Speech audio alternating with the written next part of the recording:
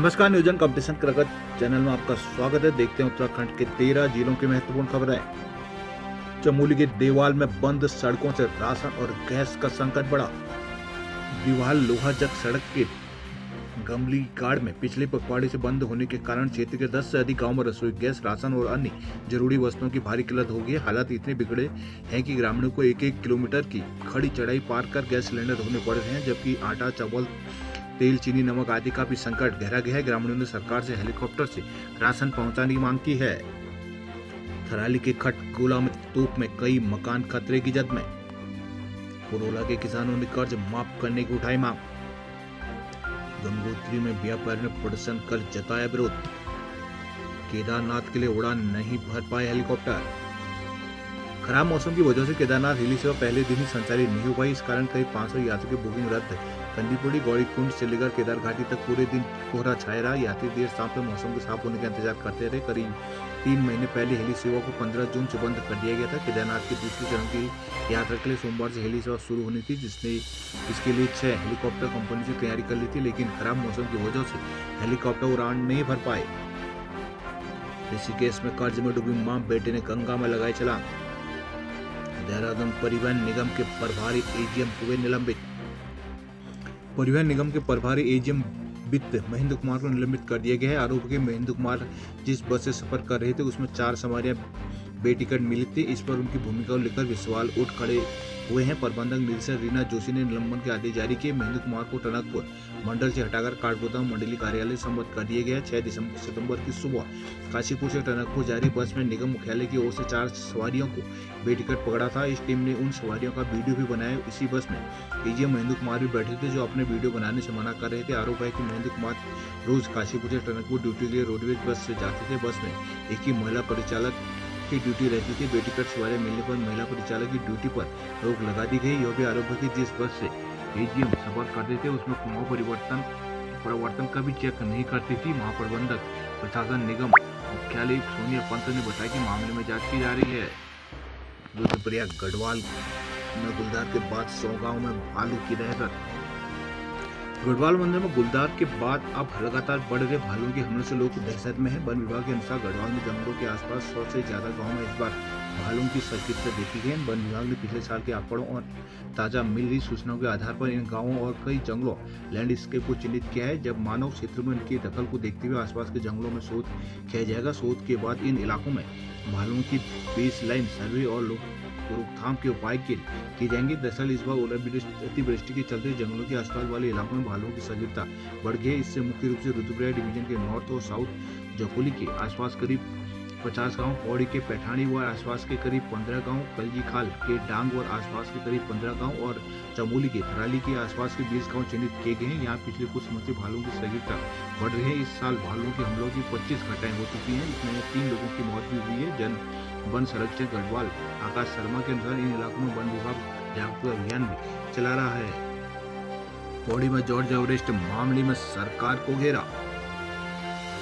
मंसूरी स्थित George Everest park की भूमि मामले में सोमवार को पौड़ी में कांग्रेस ने प्रदेश सरकार के विरोध में प्रदर्शन किया है। इस दौरान कांग्रेस पदाधिकारियों कार्यकर्ताओं ने सरकार के विरोध में नारेबाजी करते हुए मामले की उच्च स्तरीय जांच की मांग की है। सोमवार को कांग्रेस दफ्तर से कलेक्ट्रेट तक कांग्रेस ने जुलूस निकाला। कलेक्ट्रेट के बाहर सरकार के विरोध में जमकर नारेबाजी की है। पार्टी के जिलाध्यक्ष विनोद नेगी ने आरोप लगाया कि सरकार ने मंसूरी में यह जमीन औने पौने दामों में दे दी है। कहा कि यह प्रदेश का सबसे बड़ा भ्रष्टाचार है, लिहाजा इस पूरे मामले की उच्च स्तरीय जांच होनी चाहिए ताकि वास्तविक स्थिति का पता चल सके। कांग्रेस ने इस दौरान जहां प्रदेश सरकार का पुतला फूंका, प्रदर्शन करने वालों में पार्टी के नगराध्यक्ष भरत सिंह रावत, पालिका सभासद गौरव सागर, सैनिक प्रकोष्ठ के प्रदेश उपाध्यक्ष बलवीर सिंह पवार आदि मौजूद रहे। पौड़ी के पोखड़ा के लोगों ने प्रदर्शन कर गुलदार को मारने की उठाई मांग। पूर्व सैनिकों ने स्मार्ट मीटर का किया विरोध। टेहरी चंबा में ज्यादा बिल आने पर उपभोक्ता हो रहे हैं नाराज। नरेंद्र नगर में अतिथि शिक्षकों का मानदेय को लेकर धरना। हरिद्वार प्लांट से प्रदेश भर में गैस की सप्लाई हुई बंद। इंडियन ऑयल कॉर्पोरेशन के गैस बॉटलिंग प्लांट हैदराबाद में सोमवार को करीब 100 गैस ट्रक चालक हड़ताल पर धरने पर बैठ गए, जिस कारण राज्य के विभिन्न क्षेत्रों में गैस की सप्लाई बाधित होगी। प्लांट से करीब 65 ट्रक रोजाना राज्य के विभिन्न हिस्सों में एलपीजी गैस सिलेंडर की सप्लाई करते हैं। सोमवार को प्लांट से करीब 21,400 सिलेंडर की सप्लाई राज्य में नहीं हो सकी। हरिद्वार जिले में ही इंडियन गैस एजेंसी के 1 लाख से अधिक उपभोक्ता हैं। चालकों के धरना प्रदर्शन के बाद सोमवार को प्लांट बंद रहा है। हरिद्वार में बजरंग दल का विधायक के खिलाफ प्रदर्शन। पथरी में हाथियों के झुंड ने मिसरपुर में जमकर मचाया उत्पात। हरिद्वार में सर्विस लेन के गड्ढों में टाइल लगाकर की जा रही है खानापूर्ति। नैनीताल की लाइफ लाइन माल रोड में आ रही है दरारें। हल्द्वानी में खस्ता हाल सड़कों को लेकर किया गया प्रदर्शन। भोपाल कैंचीधाम में होटलों और पार्किंग का होगा सर्वे।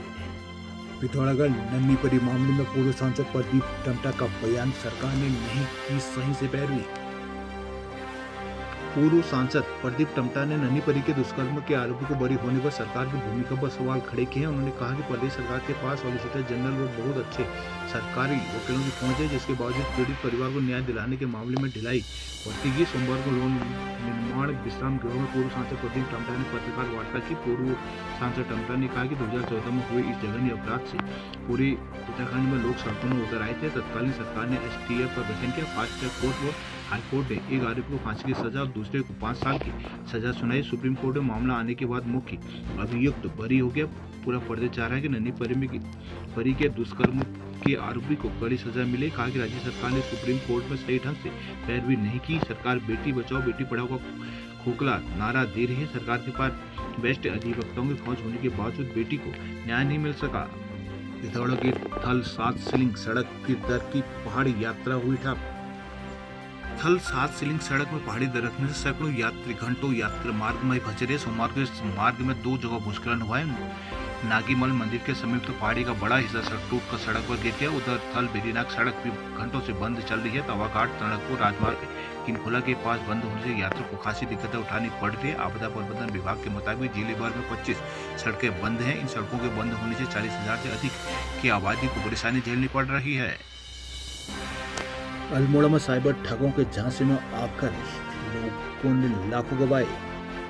अल्मोड़ा में अंडर लाइन होगी अब बिजली पानी की लाइन है। कोयला की बदहाली पर व्यापारियों ने निकाला मशाल जुलूस। अल्मोड़ा हल्द्वानी NH पर कोयला की बदहाली पर व्यापारियों का आक्रोश भड़क उठा है। सोमवार को व्यापारियों ने मशाल जुलूस निकालकर हाईवे जलाया है। प्रशासन के खिलाफ जमकर नारेबाजी भी की है। सोमवार शाम नगर के व्यापारी नंदा देवी मंदिर में एकजुट हुए। नंदा देवी मंदिर में व्यापारी ने मशाल जुलूस निकाला। जुलूस में व्यापारियों के साथ ट्रांसपोर्टर और स्थानीय लोग भी शामिल रहे। विधायक मनोज तिवारी ने भी व्यापारियों के आंदोलन को समर्थन दी है। नंदा देवी मंदिर से लाला बाजार, कचहरी बाजार, थाना बाजार होते हुए कैंट तक जुलूस निकाला गया। कहा कि 1 साल होने को है। NH में रात के समय आवाजाही पूरी तरह से बंद है, जब दोपहर में भारी वाहनों का भी संचालन अब रोक दिया गया है। शासन प्रशासन समस्या का पुख्ता समाधान नहीं निकाल पा रही है। इसका खामियाजा व्यापारियों, ट्रांसपोर्टर और आम लोगों को भुगतना पड़ रहा है। दिनेश बंगाली कर्मचारी समिति ने मेधावी छात्र किए सम्मानित। काशीपुर में कांग्रेस का वोट चोर गद्दी छोड़ हस्ताक्षर अभियान शुरू। रुद्रपुर में ओजोन परत संरक्षण को लेकर चल रही है मुहिम।